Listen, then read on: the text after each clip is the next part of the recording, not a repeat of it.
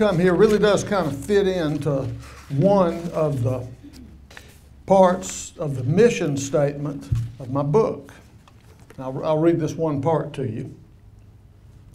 And it says, to assure the reader that the quad is hallowed ground and it reaches to wherever cadets, former cadets, and a few fortunate people like me roam.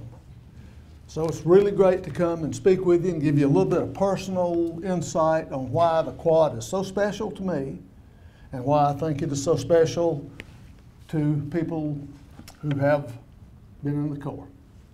I'd like to introduce you to my wife, Mary Ellen.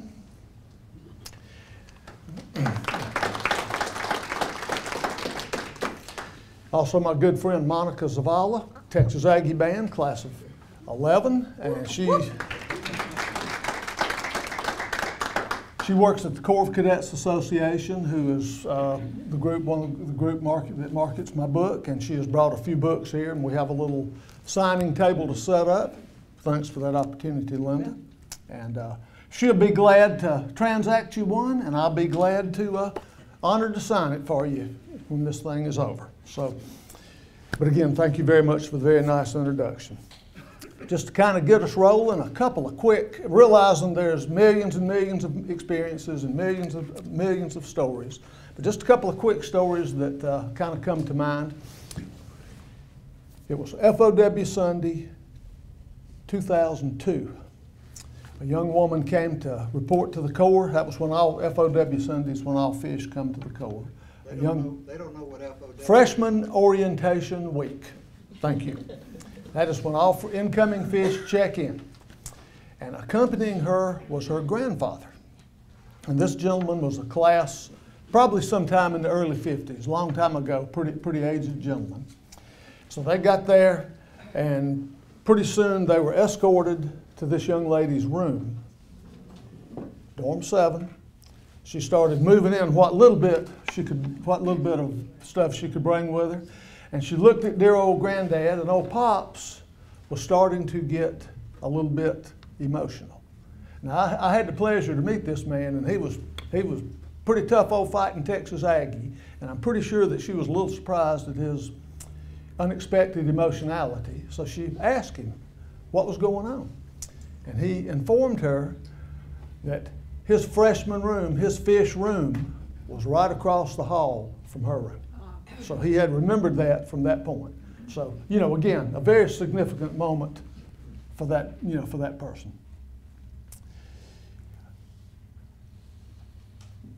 When I arrived at Texas A&M, one of the favorite cadet pastimes, especially during exam week, was known as quad bombs. Manasir, I'm quite sure you remember the quad bombs. Basically, they were homemade firecrackers, and cadets, let me tell you, just about every one of them could make one of those things. They had several different names over the years, but around exam time, they were a lot of bombs being popped. They were about like cherry bombs, and occasionally one would go up higher on the Richter scale than a cherry bomb. Of course, they were dangerous and they were against the rules. And of course, the Office of the Commandant's staff took it seriously and tried to catch people doing it and all that stuff, but of course they never caught it. And of course the students, the cadets, didn't take it near as seriously, and every time a bomb exploded, you would hear whoops and hollers and, very delightful.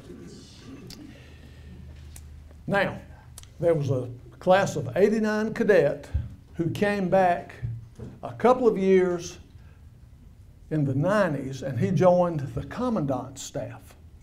So he was a young man on the commandant's staff. He was a nice young man, but he was a little overeager, I'll put it to you this way. Myself and a couple of other people had a very good nickname for him, but I can't repeat that in here, as this is a family show here, so we won't repeat that. But this young man made it a personal mission to put a stop to this quad bombing business. He was going to go on a John Wayne mission. He got his uniform on, his camouflage uniform, painted his face, got all camouflaged. Sneaked onto the quad one night, climbed up a tree, went into surveillance to catch a quad bomber and put a stop to this. But little did he know, ladies and gentlemen, that his approach was not as stealthily as he expected. And a couple of cadets saw him do this.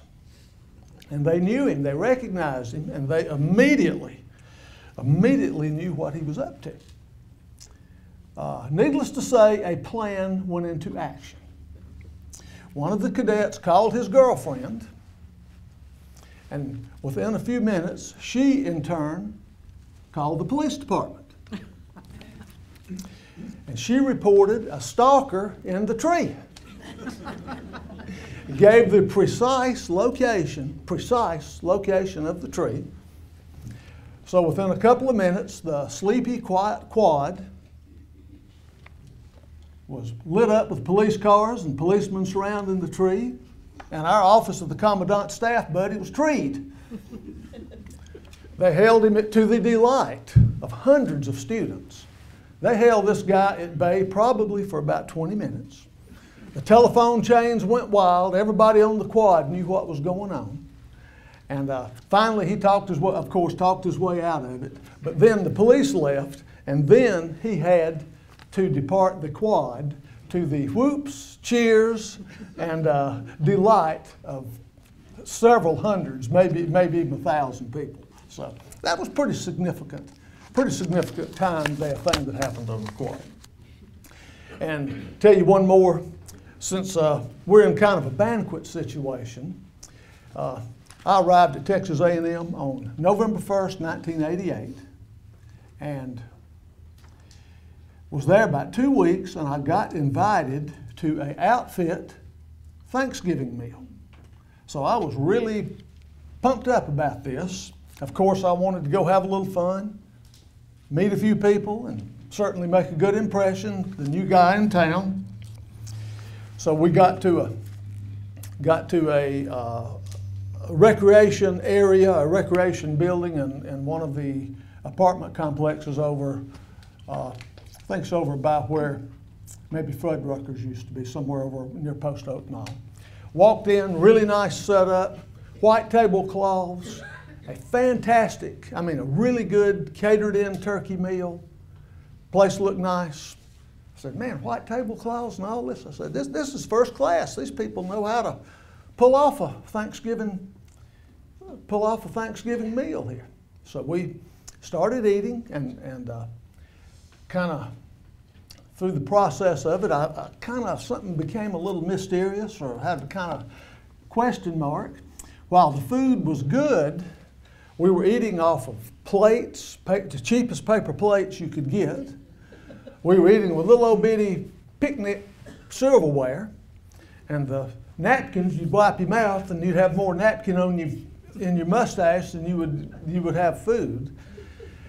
And upon a little bit of investigation, the white tablecloths were not nearly as pristine as they were from a distance when I walked in. So I said, what is going on here? This caterer has really while he sent a good meal to them, he really shorted them with the other makings of this meal. So meal proceeded on, we went on, had a good time, had a little program in which the fish put on quite a show and tried to embarrass their upperclassmen, and really a good time was had by all. So when it was over, of course the upperclassmen left and went home, or went, I won't say to study, they went to continue their study break, I think, at Northgate. But so one junior stayed, and of course the fish class had the opportunity and the privilege to clean up the joint after the meal. So I stayed and I helped the fish, and we cleaned things up. And about the time we were ready to secure, I looked over, and a young fish was taking these tablecloths and stuffing them in what appeared to be an old World War II laundry bag. And I said, oh boy, this is my chance. I'm going to intercede for these fish. I'm going to help them out a little bit. I'm going to volunteer and I'm going to take these tablecloths back to the caterer, and I'm going to have a word about all these dirty tablecloths and maybe see if I can get a little money back for them. So I walked up to the young fish and I said, let me take these tablecloths back to the caterer for you. Save you a trip, save you a little time. He kind of looked at me very respectfully, just very with the innocence of a young fish in the court. He said, sir, you can't do that. I said, what? He said, these are our bed sheets and we got to take them back home and we got to put them on our beds and go to bed with them on. So with that, the mystery was solved, ladies and gentlemen. It wasn't the caterer that had the responsibility of taking the makings of the meal in there. The fish, that was a fish privilege, and either they didn't know any better or they were the ones that cheaped out. And as far as I know, never got caught. Those upperclassmen sat up there and feasted their turkey dinner off of dirty bed sheets and never knew the difference. Never knew the difference. So that was pretty cool. That was pretty cool. So I knew I was in for something very special when that happened. Kind of for terminology's sake, the purpose of this is the quadrangle. It consists of several things, and kind of what we'll throw together are the core dorms and the adjacent green area, in which I underline the word attempted, to manage. And you also got to throw the Aggie Band Hall. You got to throw the drill field in there. You got to throw Duncan Dining Hall in there, because all that comes together. So when I say the quad, or when you at some point think of the quad, kind of be inclusive of all of that. And also with Texas A&M having been established in 1876, cadets lived in many, many other places for many years other than the quad. It is not the only place that cadets have ever lived. But with the quad was built in 1939. Interestingly enough, just a couple of years after College Station was chartered as a city. So this is really kind of a parallel of two institutions kind of growing together and continuing on through life together. But so cadets have actually lived there. All of the cadets are a group of them since 1939. And for a while, and interestingly enough, even up through probably the mid-60s, some cadets actually lived over in the north area dorms. And that's over in the area, you can see these dorms as you go down University Drive. And at one point, the cadets, probably the core got small enough to all fit into the quad. Don't know exactly what year it was. But I will say one thing that was one of the dynamics of that time. There was the Aggie Band was split into two bands, the maroon band and the white band. And I don't know all the dynamics of the maroon and the white band. Some of y'all probably know more than I do. But at that time, the maroon band lived and was responsible to provide the music for one area, and the white band provided the music for the other area. Now of course they marched together as the Aggie Band, but they were two bands. And a band member of that time will immediately tell you what band he was in. And we heard it last night at a band function. And this man, he didn't say he was in the Aggie Band, he said he was in the maroon band. And so that's a good conversation starter if you should speak to somebody. You should speak to somebody from that period of time. From a tangible perspective, from something you can go and see, the quad is really a nice place to go. It is a very nice place to visit. I still go over there sometimes and recharge my battery to this day. If you go during the school year, you will see a lot of activity. No telling what you'll see. You can't guarantee it, but you'll see a lot of activity. If you go during a Christmas break, go during the summertime, something like that, you will see a very almost pristine park-like scene. So it's really kind of a pretty cool place to go to. And also, there have been for years a program by the A&M Foundation, a memorial bench program, And so there are a lot of benches around, so it's really, they're nice, comfortable places to sit under the shade. So I would just encourage you to go over and take a visit and look around a little bit over there. A couple of tangible things you will see when you go over there. There are really a number of things to look at. One of the first things you'll see, one of the later things that was put up there was a statute of General James Hollingsworth. I think he was class of 45. 40. Say again? 40. Okay, correction, 40. I'll push for you later, ma'am. Said to be the most highly decorated Texas A&M cadet, Texas A&M soldier, and I actually read some stuff about him this year. He was tough old man. He was a tough old man. Lined up in World War II. He lined up like 40-something tanks, stood out there and gave the command charge. And these tanks charged, routed some German outfit. But anyway, there's a real nice statue to him, and he made quite a speech when he was presenting, you know, when they unveiled the statue that day. It was kind of funny. It was about 150 degrees out there, and a lot of cadets didn't make it through the speech. They were standing out at parade rest, and a lot of cadets didn't make it through, but it was really cool. Another thing that's very meaningful to me on the core plaza is a memorial dedicated with the names on it of Aggies who have died, I think probably in service of their country from 1950 to present.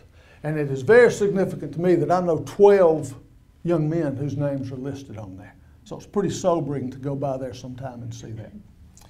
There's also a really nice memorial by the class of 69 to their group. To, I think 5 or 6 69ers were killed in Vietnam, and there's a very, 11? Okay, correction, 11, not good with numbers. 11 were killed in Vietnam, and that was very, very significant. That was a very nice ceremony they had when they unveiled that. So there's really a lot of nice things to see over there. And one thing, if you ever get down to the arches, check the arches out. They're kind of two-toned. And I think it was around 2002, 2003, you could look up into the arches and see sunshine coming through them. So they were deemed to be dangerous, and it caused a very big renovation on these things. And within the study, it was really unusual. The columns, all the columns with the exception of one, were deemed to be fine and strong and safe, but all the arches were, they had to tear the arches down. So they went back in there and rebuilt the arches and put new arches back.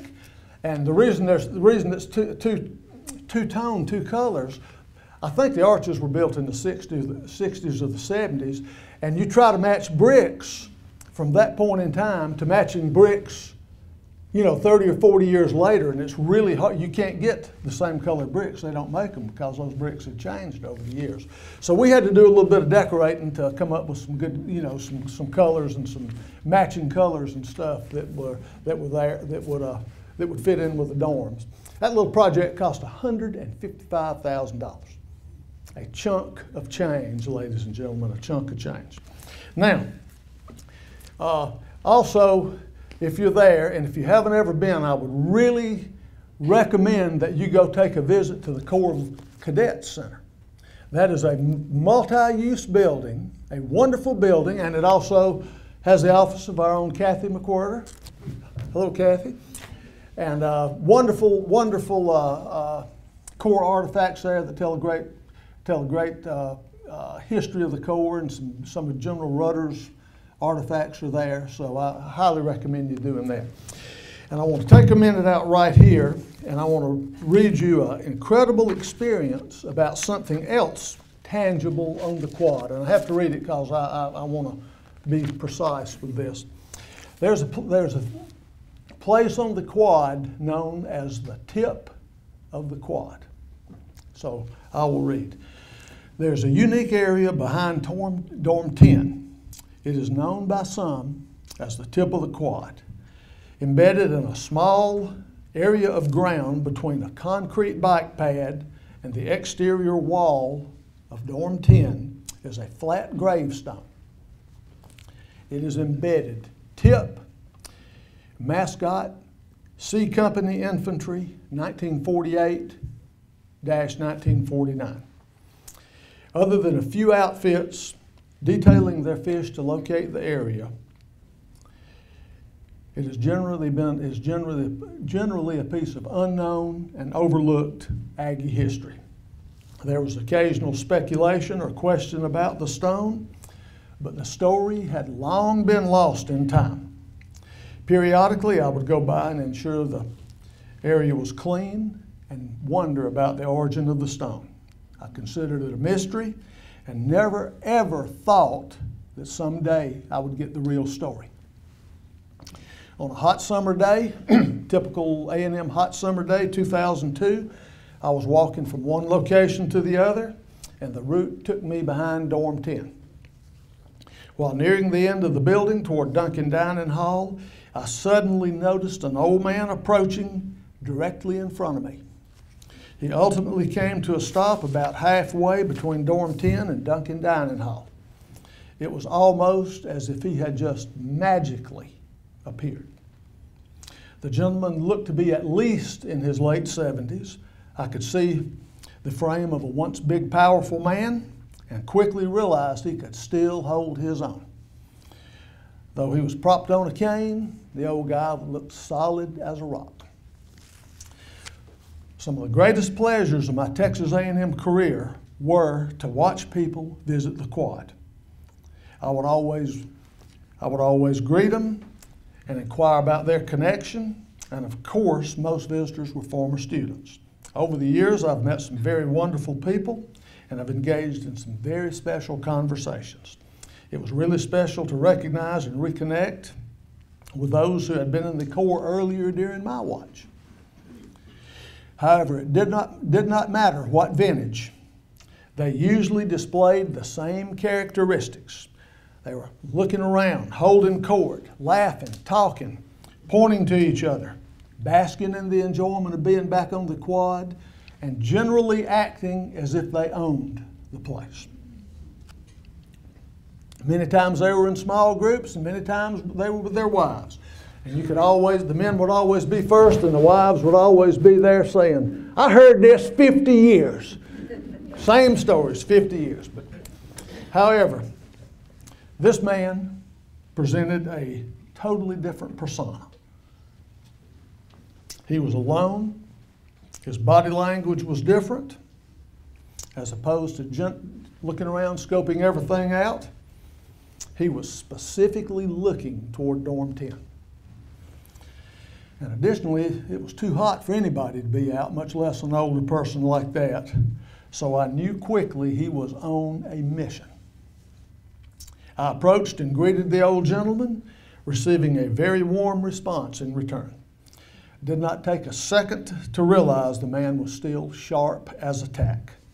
I expressed understanding that he had been here before and knew his way around, but as always, I volunteered any assistance to him. His response staggered me. He remarked about how the place had changed in the years since he had been gone, and then he asked, "Do you know if there is a dog buried around here somewhere?" I replied, "Yes, sir."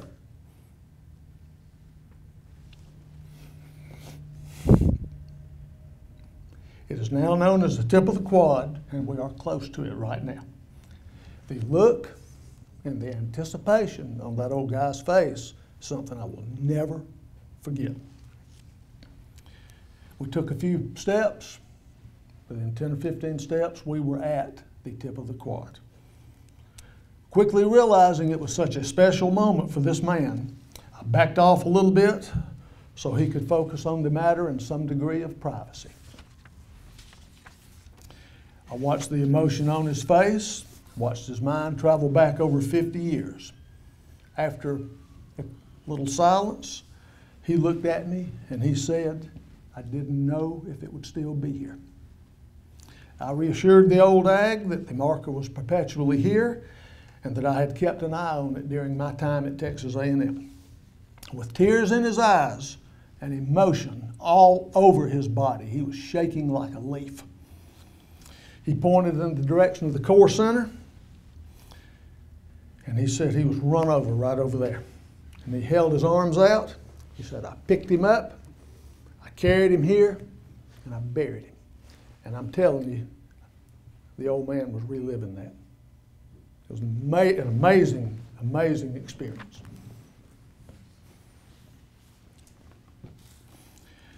After that, we had a very brief conversation. I actually tried to speak with him. No, he was not here to talk with me. His mission was complete. He was satisfied. He had paid respects to Tip's grave. Tip's grave was still there. And you know, who knows if he's went back or not? Who knows if he's alive or not? It may have been one of his last missions. In silence and respect, I watched the old man walk to the parking lot beside Dorm 12, get into his truck, and drive away. I reflected on what an awesome experience it had been for both of us, and how easily I could have missed connecting with him. There's no doubt in my mind, ladies and gentlemen, that my passing by Dorm 10 at that very moment, the old man arrived, was scripted by a power far, far greater. It put me in a position to help an old ag in a very meaningful mission, and I was fortunate to have had the opportunity to direct him, to meet him, talk to him. And in addition, the mystery was solved. I learned about Tip. And I will say, and we'll move this out, this is 1949 Aggieland. There's a picture of Tip of the Quad with his outfit in this, and we'll have it out if anybody wants to look at. And a little PS to this, there's a picture of Colonel James Woodall in this yearbook too, which actually makes the price go up on it a little bit. So I'm quite sure he'll be glad to show you his picture. So we'll ask him to stand out there too and let you look at his picture back in the good old days. So anyway, very, very special time.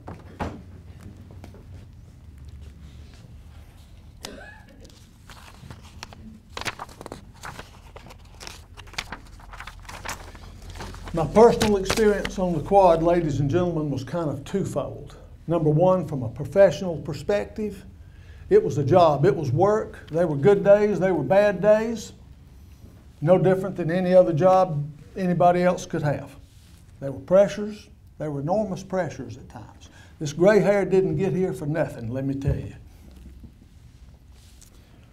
But the significant part of my job was the broad range of duties that I had put me in position to have an enormous amount of student contact. I just can't imagine a job where I would be in position to interact daily with such an interesting, challenging, fun group of young men and women. Got to follow some of them 4 years. Got to follow some of them for years beyond, right here. Classic example. I got to follow some of them years beyond. Known Mount Sear since 1993, you said? Yes, sir. Okay, long time, long time. So from a professional perspective, I was very fortunate in that aspect. But the other part of my experience was observation of the Corps experience. And this is kind of the crux of the quad, what I really want to leave with you here. Observation of the Corps experience.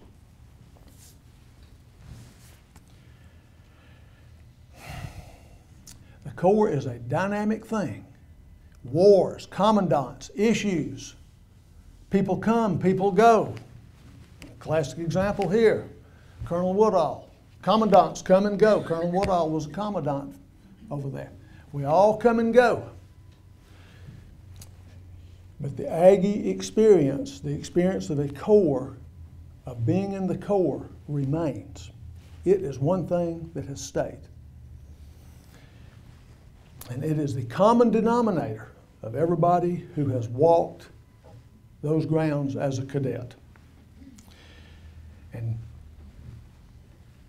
It begins with a fish walking on campus, coming into a structured, hierarchical organization at the lowest point.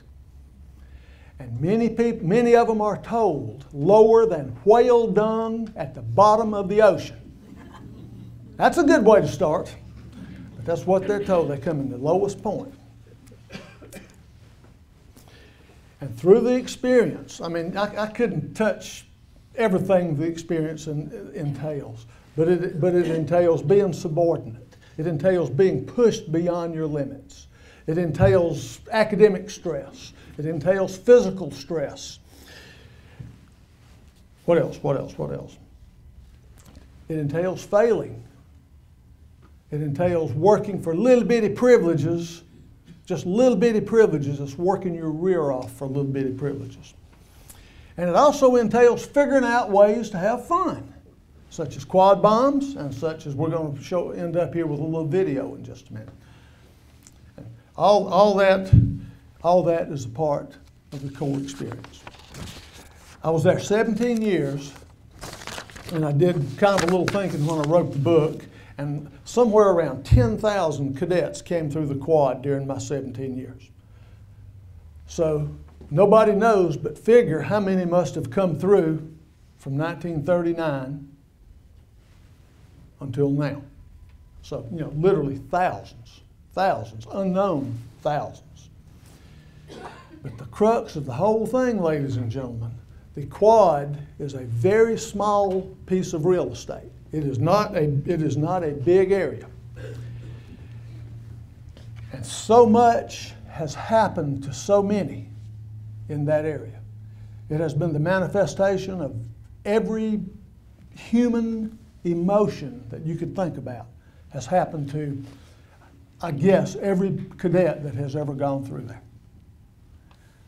Again, in a very small area. And to me, that is why I think it is just such a very, very special place.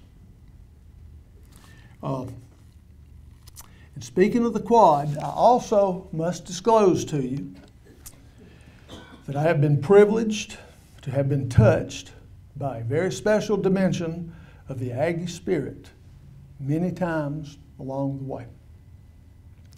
The Aggie spirit has manifested itself to me many times, far beyond coincidence and far beyond human control. I'm a Christian. I believe God's in control. I don't know if He comes down here and does work on the quad. I don't know if He sends an old ag down here to do work on the quad. But I'm telling you, I've seen enough things happen. I've been beneficiary of enough things that have happened. It's just absolutely amazing. They're in my book. A lot of them are in my book. I was touched by the Aggie spirit through signs. I was touched by the Aggie spirit incredibly through timing of events, the way things happened. I was touched by the Aggie spirit a number of times through lightning and thunder type situations where it took complete control of my mind and body. Incredible. But the thing of it is, whenever this happened to me, whenever I experienced this, it always had something to do with the Corps, it always had something to do with cadets, and somehow or another, it facilitated a positive and sometimes funny ending to whatever situation I was in when this thing happened. Just absolutely incredible. Absolutely incredible. So each brush with the Aggie spirit was for a positive reason. No question in my mind. Last spring, the Texas A&M Foundation ran a condensed version of one of my stories in their issue of the Spirit magazine. No math and science in here now, no math and science, strictly experiential. And to accompany it, they produced a video reenactment of this story. and they have posted it on YouTube. So it's about 4 minutes. So I would love to share this with you. The name of this story is The Last Ride of the Green Hornet.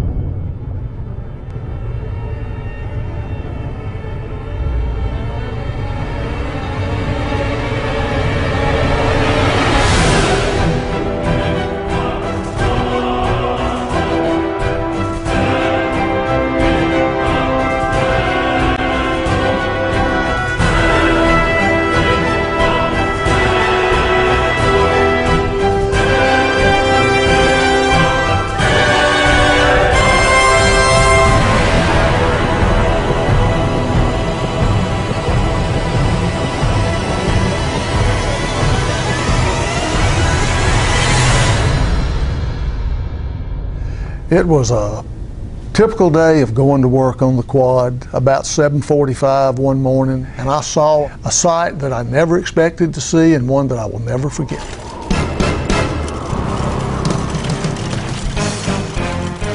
They had commandeered a grocery cart, and they had this grocery cart all tricked out with, as I remember, green paper and crepe paper, and they had an old commode in the grocery cart, and that was where the Green Hornet sat.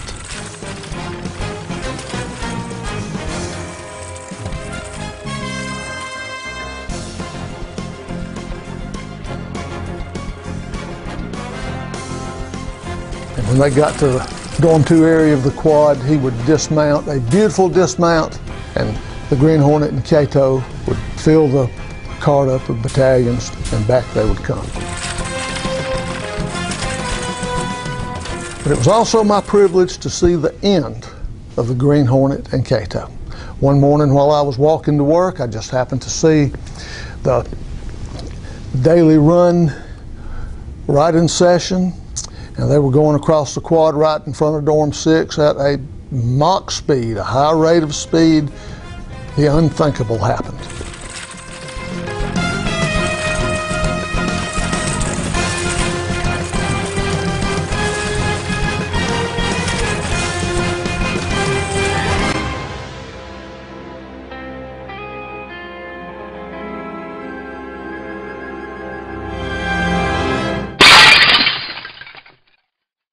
The front wheels of the grocery cart hit a crack in the cement, and it literally catapulted, propelled the commode and the Green Hornet out of the grocery cart. Cato was there in immediate deference, helped the Green Hornet up, kind of got him back to his balance, back to his feet, dusted him off a little bit, loaded up the battalions, and headed back and delivered them, and I never saw him again. I think that the thing that I really didn't have when I came, that I have now and that I developed kind of through my experience, is a real respect for the experience of the Corps. It's a real respect and appreciation for it, and also a real respect and appreciation for those that have done this. The significant part of it is that I don't know who these cadets are. I don't know who they were. And there's no telling what they are doing right now. And I think they just embody the experience that is inherent to everybody in the Corps of Cadets and in Texas A&M.